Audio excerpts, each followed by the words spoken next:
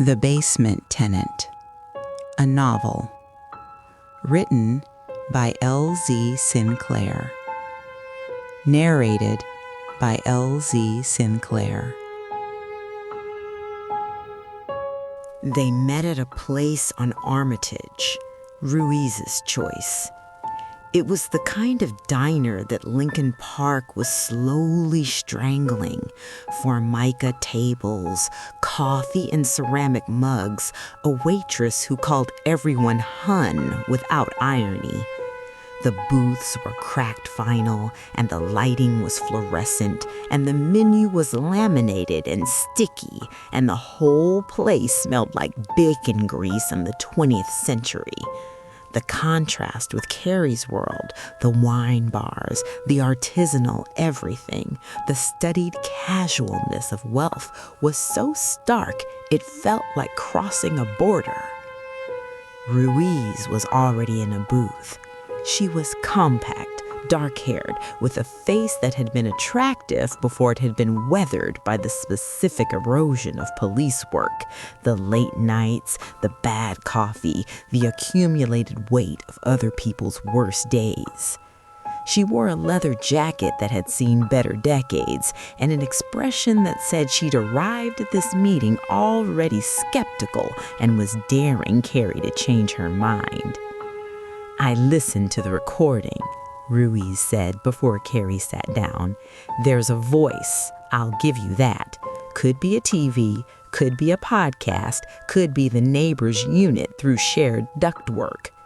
"It's not. Could be." Ruiz held up a hand.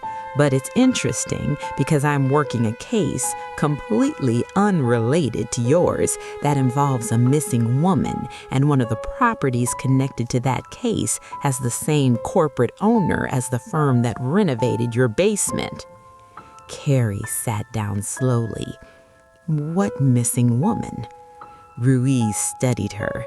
It was the look of a detective deciding how much to share with a civilian, the calculation of risk versus utility, of what you gave away and what you got back. "Her name is Margaret Osei, 74 years old, Ghanaian immigrant, retired teacher, owned a brownstone in Bronzeville, disappeared 8 months ago. No body, no note, no financial activity. 3 weeks after she vanished, her house was sold to a development LLC for 65 cents on the dollar. Sold by who? The estate. Except she's not dead, or if she is, no one's found her. The sale was executed under a power of attorney that her family says she never signed." Carrie felt the journalist stir. Not the ruined one, not the one Derek had dismantled, but the original, the one who'd spent 8 years at the Tribune following the scent of institutional rot. The one who understood in her blood that every story had a pattern, and every pattern had a center, and the center was always money. "The LLC," Carrie said. "What's it called?" "Lakefront Redevelopment Partners." The air left Carrie's lungs. She knew that name. She'd found it weeks ago, nested inside the corporate filings, connected to the firm that had renovated her basement. "That's Derek's company," she said. "Lakefront Redevelopment is connected to Weaver Development Group, my ex-husband's firm." Ruiz's expression didn't change, but her eyes sharpened, a fractional narrowing, the predator's adjustment. "I know," she said. "I've been tracing the ownership structure for 3 weeks. Your ex-husband's name is on the holding company that controls the LLC that bought Margaret Osei's house. And the same LLC is connected to the firm that renovated my basement." "Yes. And now there's a woman's voice in my basement?" Ruiz took a sip of coffee, set it down, looked at Carrie with the complicated expression of a woman who had spent her career being underestimated and recognized in Carrie a version of the same condition, different in origin, different in texture, but the same in its essential architecture. a woman telling the truth in a room full of people who'd already decided she was unreliable. I ran your tenant, Elias Corbin. His medical credentials are real. Northwestern Memorial has him on file. His residency checks out. But his background doesn't. The name Elias Corbin doesn't appear in any public records before 2019. No driver's license under that name in Illinois. No social media, no credit history, nothing. He materialized 5 years ago like a character in a story someone wrote. Carrie's stomach dropped. She thought about the low-resolution photo on the hospital website, the absence of digital footprint, the careful, constructed quality about everything about Elias. The way he moved, the way he spoke, the precision that she'd interpreted as discipline, but that could just as easily have been concealment. He changed his name, Ruiz said. Legal name change in 2019. I found the court order. Changed it to what? Ruiz reached into her jacket, the leather jacket, beaten and familiar, an extension of the woman wearing it, and produced a photocopy. She slid it across the table. A birth certificate. Carrie read it. The words assembled themselves slowly, the way objects emerge from fog, one detail at a time, each one more disorienting than the last. Elias Jerome Weaver Corbin, born September 14th, 1995. Mother Diane Corbin, father William Jerome Weaver. She looked up at Ruiz. The diner sounds were very far away, the sizzle of the grill, the clatter of dishes, the waitress calling an order. All of it receded to a distant frequency, and what replaced it was the sound of a single name falling through her understanding like a stone through water. William Weaver, Carrie said. That's Derek's father. Yes. Elias is Derek's half-brother, born to a woman in Inglewood, unacknowledged, raised by his mother alone. His father, your ex-husband's father, never claimed him, never paid support, never appeared in any public record as having any connection to the child. Carrie's hands were flat on the table. She pressed them down, feeling the cool formica, grounding herself in the physical fact of the surface beneath her palms. He changed his name, dropped the Weaver in 2019, the year the old man died, filed the legal change, and started over as Elias Corbin. No social media, no digital footprint, no connection to the Weaver family. A clean break. Except it wasn't clean. No, because 2 years ago, Derek reached out to him, first contact in Elias's life from the Weaver side, and now Elias is living in your basement. Derek placed him there. That's what the evidence suggests. The question is, why? Ruiz leaned forward. There are 2 possibilities. 1, Derek put his half-brother in your house to watch you, to gather information for the custody case, to document the instability, the medication, the midnight behavior. This is the straightforward reading. And the second? Ruiz studied her. The waitress refilled their coffee without asking. The fluorescent light hummed. Elias filed a missing persons report for Margaret Osai 2 months before anyone else, before the niece in Accra, before the postal carrier, before anyone in the system noticed she was gone. He knew Margaret? She was his patient. Free clinic in Bronzeville. He treated her blood pressure for 2 years. Every Thursday, she came in and sat in the waiting room and read the Tribune. And when she stopped coming, he noticed. He went to her house. He found it dark, mail piled up. her car still in the garage. He filed the report. And the report went nowhere. The receiving officer filed it and forgot it, or was told to forget it. The officer coaches basketball at a youth center funded by Alderman Raymond Cross. The alderman! Ward 20, Woodlawn. His name appears in the corporate structure alongside your ex-husband's. They've been partners for at least 4 years. Cross provides the political cover, the zoning variances, the relationships with precinct commanders. Derek provides the legal architecture, the corporate shells, the paper trail that makes kidnapping look like real estate. Carrie felt the word kidnapping land in the diner between them like a dropped plate. It was the first time anyone had said it, not disappearance, not suspicious circumstances, not any of the careful, euphemistic language that the police and the press used to describe what had happened to Margaret Osei. Ruiz said kidnapping, and the word had edges, and the edges cut through the fog of legal filings and corporate structures and revealed what was underneath: a crime, a simple human crime. Someone had taken a woman from her home and put her in a room. Carrie closed her eyes. The pieces were assembling, not into a picture she recognized, but into a shape, a structure, the architecture of something she hadn't been able to see because she'd been inside it. Derek's half-brother living in her basement, sent by Derek or positioned by Derek. To do what?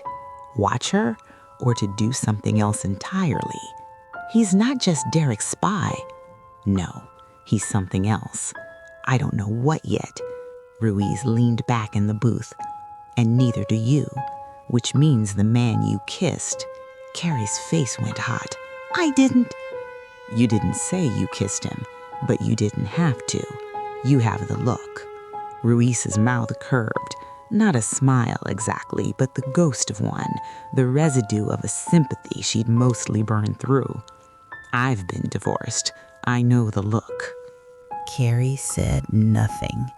She sat in the booth in the diner on Armitage, on the border between the Lincoln Park she'd built her life in and the Chicago she'd never been willing to see. And she thought about Elias's mouth on hers and the taste of him and the rawness underneath the composure and the question she couldn't answer. Which version of him had kissed her? The half-brother Derek sent to destroy her? Or the man who'd been looking for a missing woman and had found instead the house where she'd been kept? Both, she thought, both. And the both was the problem, because people were not one thing, and the desire to make them one thing, to sort them into categories of safe and dangerous, ally and enemy, real and performance, was the same desire that built Lincoln Park and the Linden Academy parent network and the custody court and every other system that required human beings to be legible in order to be controlled. What do I do? Carrie asked. Ruiz finished her coffee. You go home. You don't confront him. You let me work. She pulled cash from her jacket and dropped it on the table.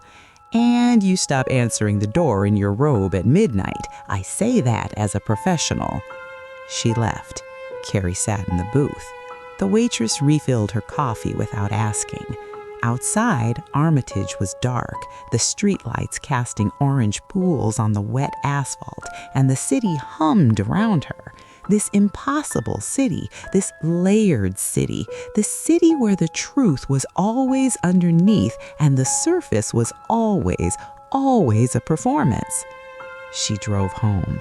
The route from Armitage to Belden took 4 minutes, and in those 4 minutes, the city performed its nightly transformation, the restaurants emptying, the street lights casting their orange pools, the brownstones glowing from within like lanterns, each one containing a family or a couple or a person alone.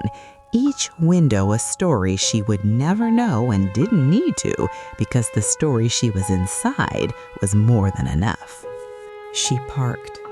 She sat in the car and looked at the brownstone, her brownstone, the 4-story limestone that she'd kept in the divorce, that she couldn't afford, that was her identity and her prison, and she now understood, a crime scene.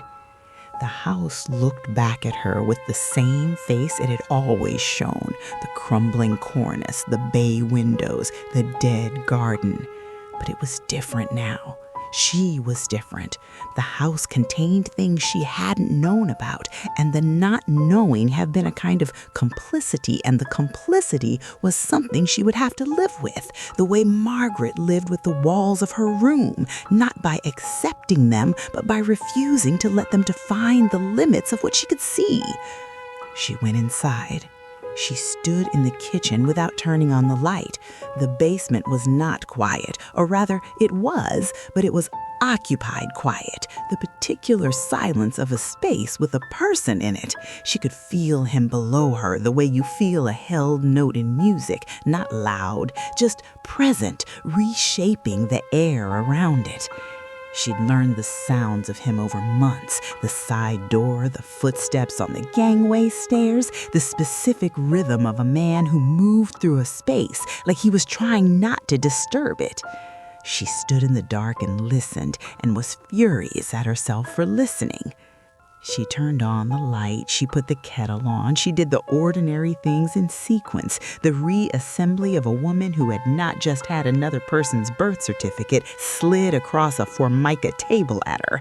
The kettle, the mug, the tag of the tea bag folded neatly over the rim, the domestic rituals of a woman whose hands needed occupation and whose mind needed to slow down. She went to the basement door. She stood in front of it with her hand not quite on the handle, 6 inches away, the precise distance of a decision she wasn't going to make, and she listened.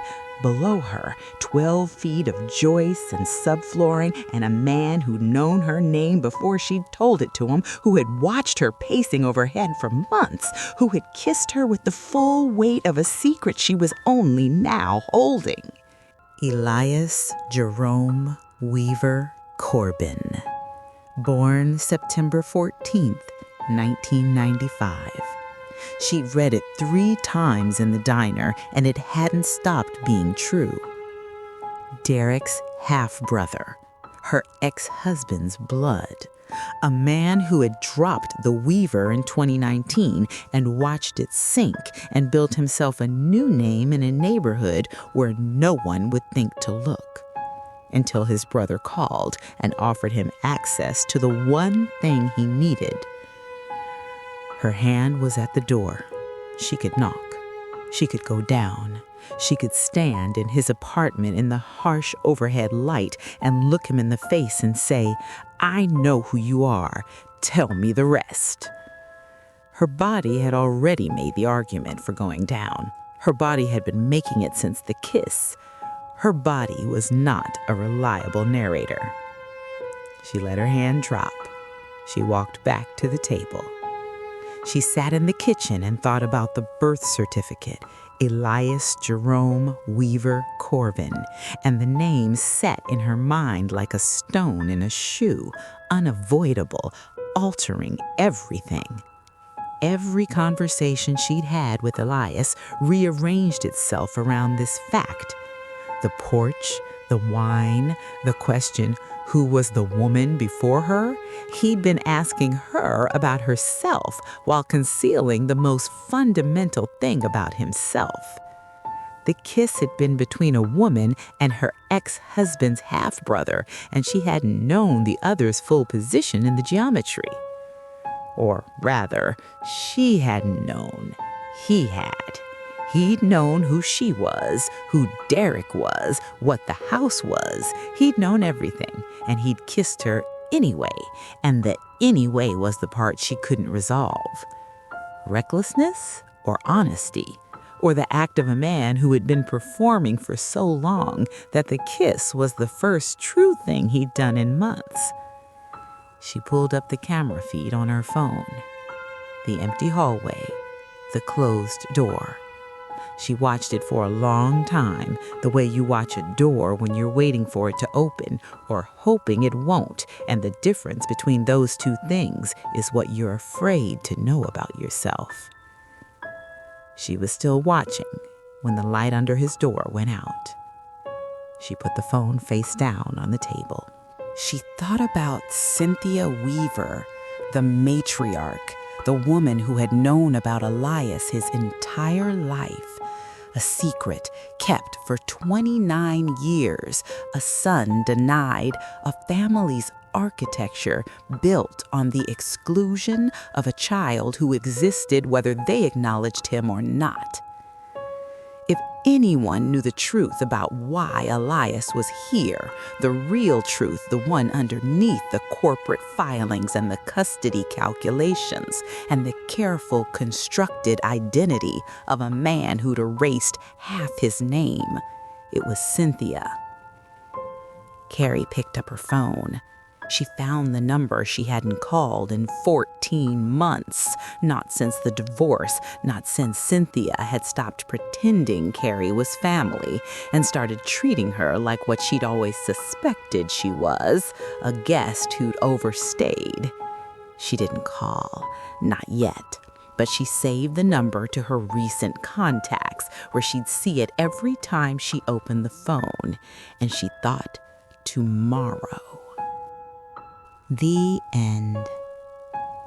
You have been listening to The Basement Tenant, written by L.V. Sinclaire, narrated by L.V. Sinclaire. Thank you for listening.